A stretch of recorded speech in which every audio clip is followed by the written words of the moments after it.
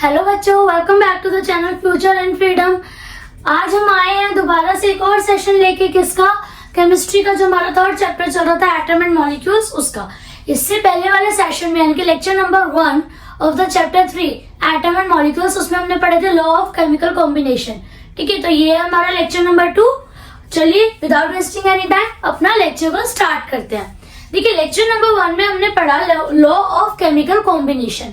Law of chemical combination ने ये तो प्रूव कर दिया कि एटम है, कोई भी रिएक्शन होती है तो एटम्स उसमें पार्टिसिपेट करते हैं, एटम्स रिएक्ट होते हैं, और क्या होता है जो हमारा प्रोडक्ट आता है वो भी एटम के उस पे बेस पर ही आता है। जो हमने तीनों लॉ पढ़े, तीनों का अपना अपना एक सिग्निफिकेंस था। तो इस वाले जो लेक्चर है, इस लेक्चर में हम लोग पढ़ेंगे एटम के बारे में और डिटेल में। जो एटम है उसकी थ्योरी किसने दी? सबसे पहले जो एटम की थ्योरी दी थी वो दी थी जॉन डाल्टन ने। जॉन डाल्टन का जो बर्थ है, उनका जन्म हुआ था 1744 में, सॉरी 1766 में। ओके, और उनकी डेथ हो गई थी 1844 में, यानी कि मतलब अराउंड 78 ईयर्स उनका बर्थ लाइफ स्पेन रहा। तो जॉन डाल्टन ने हमें सबसे पहले दिया था एटम के बारे में। उन्होंने एक्चुअली कलर ब्लाइंडनेस के ऊपर भी थ्योरी दी थी, उन्होंने कलर ब्लाइंडनेस के बारे में बताया था। और उन्होंने जो ये एटम की थ्योरी दी थी, जिससे उन्होंने मैटर को क्या कहता समझाया था। तो ये मॉडर्न केमिस्ट्री के लिए बहुत ही फाउंडेशन था, बहुत ही बड़ा था, क्योंकि केमिस्ट्री किस पे बेस है? एलिमेंट्स, कंपाउंड्स, मॉलिक्यूल्स, इन सब पे। और इन सब का बेस क्या है? एटम। तो जो एटम की डिस्कवरी की थी, यानी कि एटम के बारे में जो बताया था वो किसने बताया था? जॉन डाल्टन ने। और इनका बहुत अच्छा नाम माना गया था इसके बाद, जो एटॉमिक थ्योरी इन्होंने दी थी इसके बाद, कि that is the foundation of modern chemistry. इसके अलावा अगर हम उनके स्टडीज के बारे में बात करें तो उन्होंने अपने गाँव में अपने फादर से मतलब गाँव में फादर से अपनी स्टडीज की थी, उनसे उन्होंने लर्न किया था, उनसे उन्होंने पढ़ा था।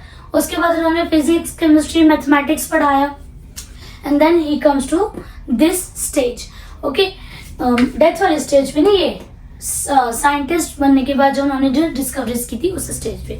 तो जॉन डाल्टन के बारे में मैंने आपको सारा बता दिया। अब पढ़ते हैं उनकी थ्योरी के बारे में जो उन्होंने दी थी, डाल्टन एटॉमिक थ्योरी। उसमें उन्होंने कुछ पोस्टुलेट्स दिए थे। पोस्टुलेट्स क्या होते हैं? पोस्टुलेट्स होते हैं assumptions।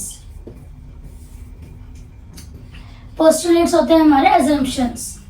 मतलब उन्होंने कुछ assumptions दिए थे, उन्होंने कुछ postulates दिए थे। assumptions भी नहीं कहेंगे, मतलब जो उन्होंने उस टाइम पे डिस्कवर किया उसके बेसिस पे थे postulates। तो पहला postulate ये था कि all the matter is made up of very small particles called atom। Her matter किससे बना है? मिलकर, एटम से मिलकर बना है, बहुत छोटे छोटे पार्टिकल से मिलकर बना है। तो उन्होंने ये बताया कि every matter is made up of small particles called atom। Atom से मिलकर बना है। आपको पता है एटम कितना छोटा होता है? फॉर एग्जाम्पल ये पे तो बहुत बड़ी खींच दी मैंने लाइन। फॉर एग्जाम्पल ये एक 1 सेंटीमीटर की मेरे को एक लाइन ड्रॉ करनी है, तो मैं एटम को एक के आगे एक रखूंगी, और मेरे को इतना रखना है कि वो 1 सेंटीमीटर की एक लाइन बन जाए। तो इसके लिए मुझे कितने एटम की जरूरत पड़ेगी? 35 मिलियंस। अगर मैं कॉपर की बात कर रही हूँ, ठीक है, तो अगर मैं कॉपर एलिमेंट ले रही हूँ, कॉपर का एटम ले रही हूँ, तो 35 मिलियन एटम को जब मैं एक के आगे एक रखूंगा तब जाके एक 1 सेंटीमीटर की जितनी स्ट्रेट लाइन बनेगी। इतने छोटे होते हैं। अब इतने छोटे तो देखेंगे कैसे? ये जो है हमारे एटम, ये नॉर्मल माइक्रोस्कोप से भी नहीं दिख सकते। ठीक है, इनके लिए स्पेशल माइक्रोस्कोप बनते हैं जिसको हम बोलते हैं STM। ठीक है, scanning tunneling microscope, full form है इसकी स्कैनिंग टनलिंग माइक्रोस्कोप। ठीक है, तो ये भी क्या होता है ना, कोई भी जो एलिमेंट है उसके सरफेस की कंप्यूटर जनरेटेड इमेज देता है, जिससे हमें एलिमेंट के अंदर के जो एटम है वो दिखते हैं। ठीक है, तो ये उन्होंने बताया था कि मैटर के अंदर जितने भी पार्टिकल्स हैं सब किससे बने? छोटे छोटे एटम से बने। फिर उन्होंने बोला था कि atoms can not be divided. Atom को हम डिवाइड नहीं कर सकते, एटम ही सबसे छोटा, उससे छोटा कुछ भी नहीं है। ठीक है, atoms can neither be created nor destroyed. Atom को ना तो बनाया जा सकता, क्रिएट भी नहीं किया जा सकता, और डिस्ट्रॉय भी नहीं किया जा सकता। हमने पढ़ा था लॉ ऑफ केमिकल कॉम्बिनेशंस में, तो जो हमारा कांस्टेंट का लॉ था कि पहले जो अगर 100 ग्राम लिया है किसी एटम का, यानी कि किसी एलिमेंट का अगर आपने 100 ग्राम क्वांटिटी ली है तो रिएक्शन के बाद भी वो क्या है 100 ग्राम ही रहेगी, तो वो ना तो क्रिएट हो सकता ना ही वो डिस्ट्रॉय हो सकता। जो एटम है वो सेम रहेगा, जैसा है वैसे ही रहेगा। Atom are of various kind and many kinds of atoms are element. Atom क्या होता है, उन्होंने बोला था कि एटम बहुत तरह के होते हैं, कॉपर, आयरन और आपका zinc, hydrogen, carbon, oxygen, sulphur, sodium. ठीक है, तो एटम क्या है, बहुत तरह के होते हैं और ये बहुत तरह के एटम जब मिलते हैं ना तो एक एलिमेंट बनाते हैं।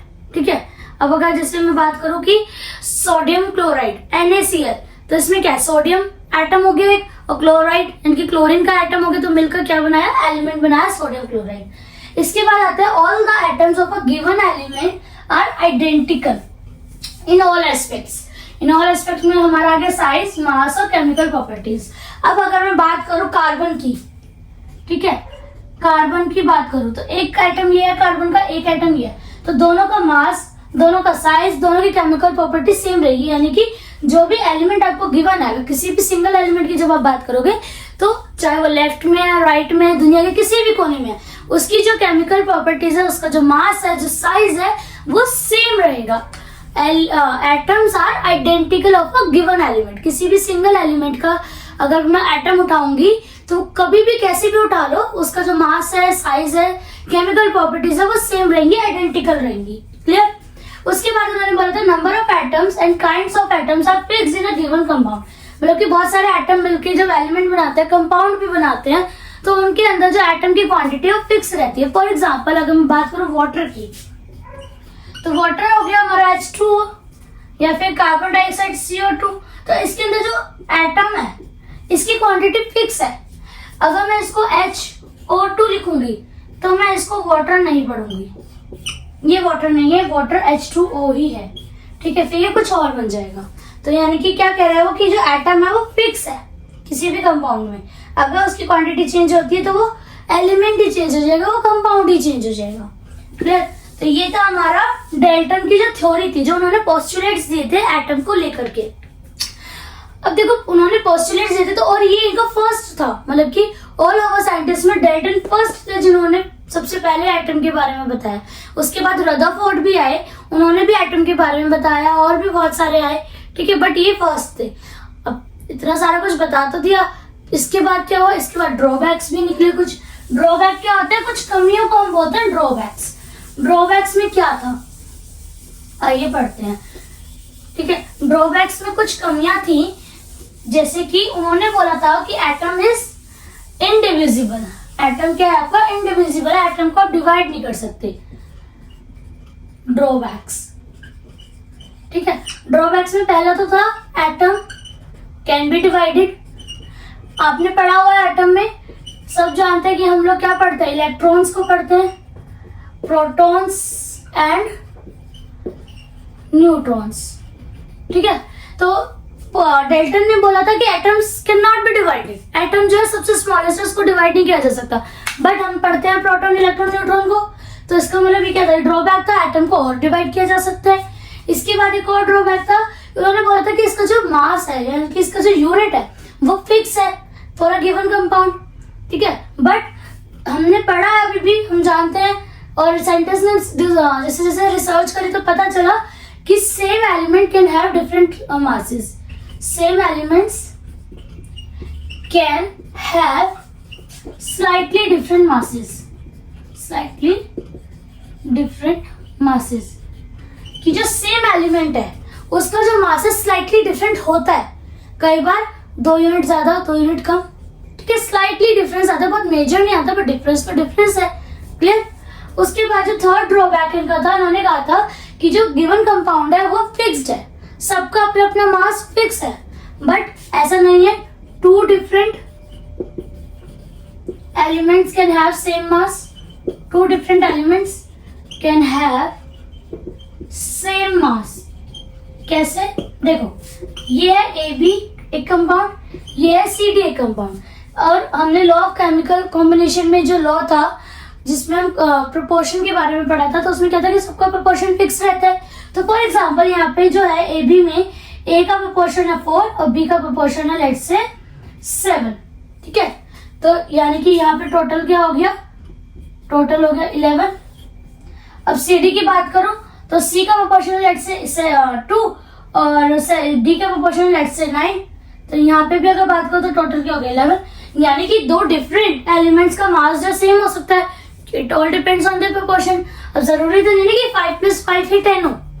इट कैन बी पॉसिबल कि 2 + 8 10 है, 6 + 4 भी 10 है, 7 + 3 भी 10 है, 1 + 9 भी 10 है। तो ये इनके तीनों ड्रॉबैक्स थे और ये इंपॉर्टेंट है exam and knowledge point of view दोनों से। ठीक है, इसको आप अच्छे से कर लीजिएगा। तो ये ड्रॉबैक्स निकल कर आए। इसके अलावा डेल्टन ने एक और चीज बोली थी, वो क्या था, उन्होंने अब देखो इतने सारे एटम्स है, 128 समथिंग है, तो उन्होंने क्या किया था, हर एक को ना एक सिंबल दे दिया था। अब देखो इतना इजी नहीं होता सारे एलिमेंट्स को याद करना, उनको यूज करना। जब आप 11th 12th में जाओगे तो आप देखोगे कि केमिकल रिएक्शंस कितनी होती हैं, तो अब सबका नाम अगर मैं लिखूंगी तो वो कितना बड़ा, कितना होच-पोच हो जाता है। तो डेल्टन ने क्या करा, डेल्टन ने सबको क्या दे दिया, सिंबल दे दिया। जैसे इन्होंने हाइड्रोजन को सिंबल दिया था सर्कल और बीच में डॉट। ठीक है, उसके बाद इन्होंने कार्बन को आई गेस सिंबल दिया था ये समथिंग लाइक दिस। ठीक है, उसके बाद इन्होंने ऑक्सीजन को एक सिंबल दिया था ऐसा, एंड सो ऑन। ठीक है, और भी बहुत सारे एलिमेंट्स को कुछ कुछ सिंबल दे दिए थे इन्होंने, सारे एटम्स को, सॉरी। बट इसको यूज करना तो बड़ा मुश्किल हो रहा था, है ना। अगर मुझे H2O लिखना है तो ये वाले सिंबल तो यूज नहीं हो रहे, ये वाले यूज हो रहे, तो मैं हाइड्रोजन को कैसे लिखूंगी, ये तो सिंपल है। ठीक है, ये तो सिंपली H2O है। अगर मुझे NaOH लिखना है फिर, या फिर मुझे CaCl लिखना है, या और भी बहुत सारी बड़ी बड़ी होती है CaCOOH करके लिखना है, तो क्या हो गया था, ये वाले सिंबल्स है ना, ये यूज करने में बहुत ही डिफिकल्टीज आ रही थी। तो उसके बाद एक और साइंटिस्ट थे जिनका नाम था जॉन जैकब ब्रेजिलियन। फिर उन्होंने इन सिंबल में कुछ मॉडिफिकेशंस करी, तो ये डाल्टन ने दिए थे और ये जे ब्रेजिलियन ने दिए थे। ठीक है, तो उन्होंने कहा था कि जो एटम है उनके हम फर्स्ट लेटर से ही उनको रिप्रेजेंट करेंगे। बट जैसे जैसे कार्बन है और कैल्शियम है तो दोनों सी से है, तो इसको सी से और इसको CA से। ठीक है, फिर जब इन्होंने ये सिंबल्स दिए तब जाके जो है कैलकुलेशंस और इजी हुई, तो फिर ये रीड करने में भी इजी हो गए। इनको तो रीड करने में बड़ी प्रॉब्लम आ रही थी। ठीक है, तो यहाँ पर डेल्टन ने, उसके बाद जे ब्रेजिलियन ने क्या दिया, एटम्स के बारे में उनके सिंबल्स दिए, ताकि हमारी जो केमिकल रिएक्शंस हम लोग स्टडी करें या किसी भी एटम को हम स्टडी करें तो वो रिटन पॉइंट ऑफ व्यू से इजी हो जाए। ठीक है, तो अब अगर मैं बात करूं सिग्निफिकेंस की, कि सिग्निफिकेंस क्या है, सिग्निफिकेंस ऑफ सिंबल। कोई भी अगर सिंबल हमने दे तो दिया, उसको सिग्निफिकेंस क्या, उसका फायदा क्या है। तो सबसे पहला तो easy to recognise an atom as an atom. ठीक है, अब अगर मैं जैसे ये लिख दे दूं O, तो आप समझ जाओगे कि मैम ऑक्सीजन है ये। अगर मैंने H लिखा है तो हाइड्रोजन है। ठीक है, अगर मैंने आपका ये लिख दिया C तो कार्बन है, और अगर मैंने लिखा Na तो सोडियम है, अगर मैंने लिखा I तो आयोडीन है। ठीक है, सॉरी आयरन है।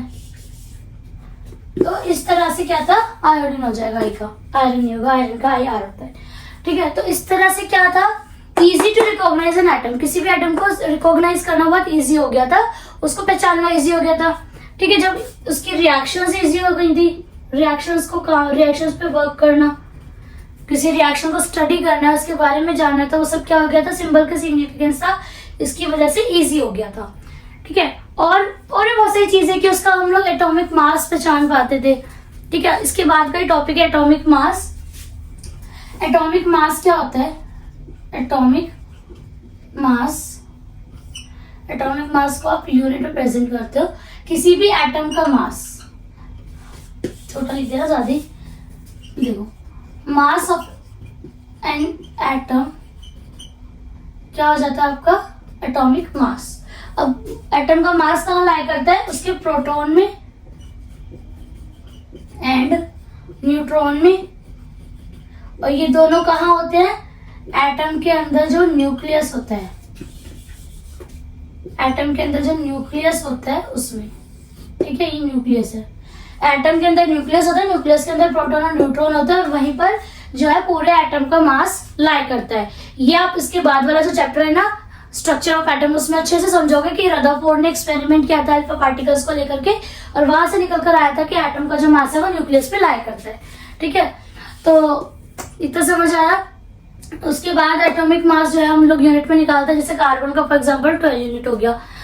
इसके बाद एक और जो टॉपिक आता है वो आता है how do atom exist. Atom exist कैसे करता है, एटम जो है हमारे पास कैसे एग्जिस्ट करता है, सिंगुलर, प्लूरल, आई मीन एक एटम, ठीक है, या फिर बहुत सारे एटम में अकेला रहता है, झुंड में रहता है, या किसी से मिलकर रहता है, या बहुत सारों से मिलकर रहता है, किसी से भी मिलकर नहीं आता।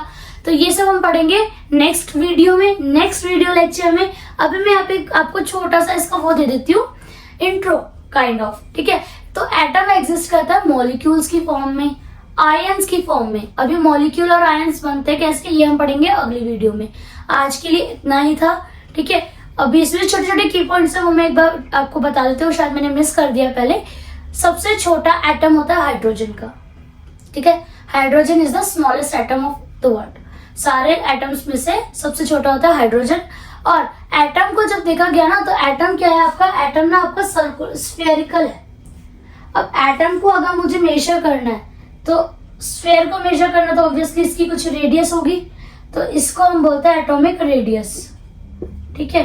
तो इस एटॉमिक रेडियस की मदद से भी हम एटम की जो वो है उसका साइज वो मेजर कर सकते हैं। तो ये छोटी छोटी चीजें थी एटम के बारे में जो हमने पढ़ी, ठीक है। तो अगली वीडियो में हम लोग पढ़ेंगे अबाउट कि हाउ डू एटम एग्जिस्ट। तो तब तक आपको क्या करना है, आपको वीडियो को लाइक करना है, चैनल को सब्सक्राइब करना है, कमेंट करने हैं अच्छे से कि आप कितना पढ़ रहे हो, कितना समझ आ रहा है, आपको कहाँ पे डाउट तो नहीं है तो डाउट कमेंट करेंगे अपना। उसके अलावा वीडियो को लाइक कर दिया, चैनल को सब्सक्राइब कर दिया, अपने नोट्स बना के अच्छे से पढ़िए, ठीक है, क्योंकि जब आप पढ़ोगे तभी तो मजा आएगा, ठीक है। तो चलिए मिलते हैं अगली वीडियो में, तब तक बाय बाय।